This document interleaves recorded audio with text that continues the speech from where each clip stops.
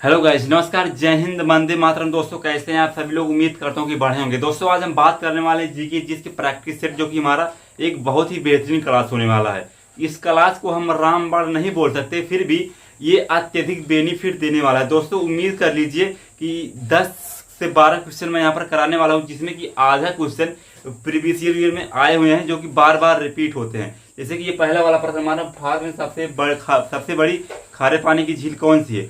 UP police 17 में, UP police 17 तारीख को जो फर्स्ट शिफ्ट हुई थी उसमें भी आया था। एसएससी जीडी में आया था। कोस्ट गार्ड का एग्जाम हुआ था उसमें भी आया था। नेवी एमआर का एक एग्जाम हुआ था उसमें भी आया था। तो ये 4-5 एग्जाम में रिपीट हो चुका है, इसलिए मैंने इसको फर्स्ट पर रखा है। अब ये उप राष्ट्रपति का चुनाव कौन कराता है? ये एसएससी जीडी में पूछा गया था। अभी हाल ही में जो एग्जाम होता है एसएससी जीडी का, उसमें पूछा गया था। तो मैं जितने भी प्रश्न कराऊंगा कि जो बार बार रिपीट होते हैं उन्हीं को मैंने यहाँ पर लिया हूँ। बाकी इस आधार पर जो प्रश्न आगे आ सकते हैं मैंने उनको लिया है। तो चलते हैं अपनी क्लास को हम शुरू करते हैं। मेरा यहाँ पर पहला प्रश्न होने वाला है कि भारत में सबसे बड़ी खारे पानी की झील कौन सी है? झील से संबंधित प्रश्न आते ही आते हैं। अगर आप लोग आरपीएफ की तैयारी कर रहे हैं, यूपी पुलिस या फिर एसएससी जीडी, तो झील की प्रश्न आने यहाँ पर फिक्स होते हैं।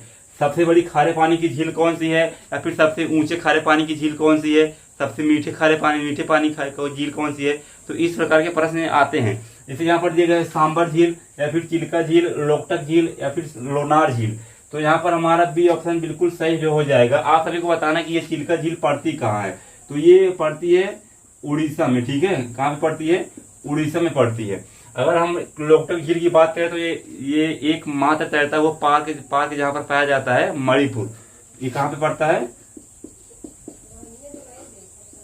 मणिपुर में। अगर हम लोलार की बात करें तो यहाँ पर ये एमएच में पाया जाता है, महाराष्ट्र में पाया जाता है। बाकी ये राजस्थान में। सॉरी, अगर हम अगले प्रश्न की बात करें तो यहाँ पर हमारा अगला प्रश्न होने वाला कि उपराष्ट्रपति का चुनाव कौन कराता है? प्रधानमंत्री, राष्ट्रपति, चुनाव आयोग, या फिर इनमें से कोई नहीं। तो ये भी गलत है, ये भी गलत है। तो ऑप्शन नंबर सी यहाँ पर हमारा बिल्कुल सही हो जाता है। आप सभी को बताना है कि चुनाव आयोग की स्थापना कब हुई थी? 20 जनवरी 1950।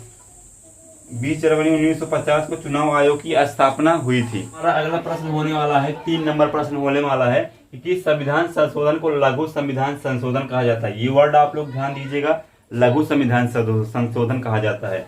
52वां संविधान संशोधन, 42वां, 44वां, या फिर 56वां संविधान संशोधन को।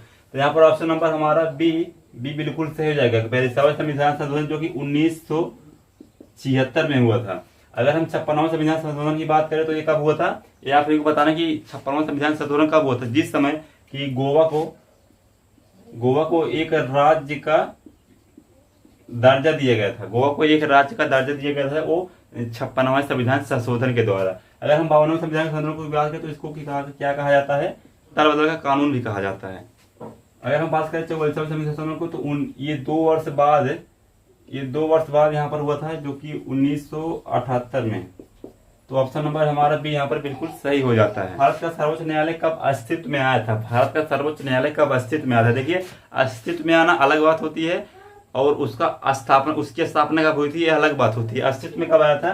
तो 20 जनवरी 1950, या फिर 15 जनवरी 1950, 20 जनवरी 1951, या 15 अगस्त 1950। तो यहाँ पर ऑप्शन नंबर बी हमारा बिल्कुल सही हो जाएगा। अस्तित्व में आया था, अस्तित्व में आया था। अगर स्थापना की बात पूछेगा तो ये यहाँ पर हो जाएगा 28 जनवरी 1950 को हमारे भारत के सर्वोच्च न्यायालय की स्थापना हुई थी। अगर यहाँ पर पूछेगा कि सर्वोच्च न्यायालय, भारत के संविधान को व्याख्या करने की शक्ति किसके पास है, तो केवल सर्वोच्च न्यायालय के पास है। सिर्फ सर्वोच्च न्यायालय ही संविधान की व्याख्या कर सकता है और कोई नहीं, चाहे कोई भी हो।